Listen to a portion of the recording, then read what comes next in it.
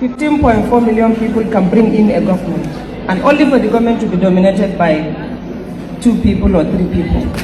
Where are the men of Nigeria? Where are the Nigerian men? What are you doing? Instead of them to come together and fight them, they kept visiting them one after the other, licking their shoes. I'm sorry to use that word. The infamous cabal continues on a clear path to sideline the Chief of Staff to the President, Abba Kyari, in the latest move by the National Security Advisor, General Babangida Munguno's directive to service chiefs to desist from holding security meetings with Kyari. Roots TV had reported that the President's Chief of Staff had fallen out with the influential nephew of the President, Mamman Daura, and his ally, Issa Funtua, with the genesis of the rift reportedly from the rejection of ministerial nominees from Mamman and Funtua by Kyari. In a memo dated 9 December 2019, the security advisor, without mincing words, attributed the reversals in security to inconsistencies in letters from the Chief of Staff as against the verbal directive given by President Muhammadu Buhari. References A and B were sent in response to the request for presidential intervention to sustain internal security operations of the police within the shortest possible time. However, the contents of the 2 references were in variance with Mr. President's verbal directives. Consequently, ONSA scrutinized the document further and sought clarification from Mr. President, who has directed that reference B be disregarded by all parties as it was sent without his endorsement. The National Security Advisor reminded the security chiefs, including the Inspector General of Police and the Director General of the Department of State Security Services, to desist from holding security meetings with the President's Chief of Staff, Abba Kyari, as he has no power other than to convey the President's written directive. Similarly, you are reminded that the Chief of Staff to the President is not a presiding head of security. Neither is he sworn to an oath to defending the country.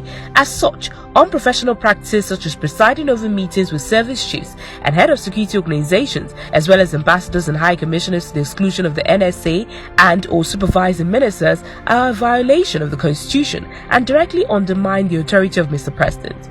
Such acts and continuous meddlesomeness by the Chief of Staff have not only ruptured our security and defense efforts, but have slowed down any meaningful gain that Mr. President has sought to achieve. The letter was written with clear approval from the President when Munguno warned that, pursuant to the foregoing, you are by this letter directed to desist from these illegal acts that serve nothing but the continuous undermining of our national security framework. Any breach of this directive would attract the displeasure of Mr. President. Our votes were 15-point-something million last election, and after that only for us to be dominated by 2 people.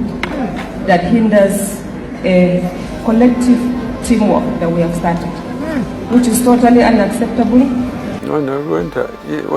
Wannan ya nuna demokradiyya ta kenan, wato kowa ma na iya faɗin abin da ya ga dama, amma ai magana daban su faɗi abin da kabar din suka zo suka shirya suka tilasta ni nayi su faɗi abu ɗaya.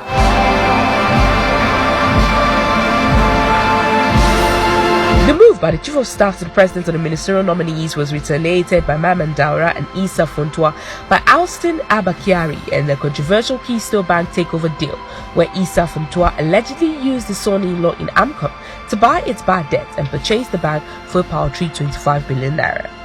President Buhari's questioning of Kyari as the official middleman at the ministerial inauguration, directing that all correspondence pass through Kyari, relegating Mamman Daura and Issa Funtua to Kyari's mercy, did not help the rift between the once close-knit bunch. We didn't seem to understand the wife of the President, Aisha Buhari, when she tries to describe the powers that the cabal wields, but resultant relegation of the second most important citizen in the country gave us a glimpse of how far the group can go. The cabal, whilst reportedly seeking Buhari's replacement for 2023, has decided to add relegating the Chief of Staff to its to-do list.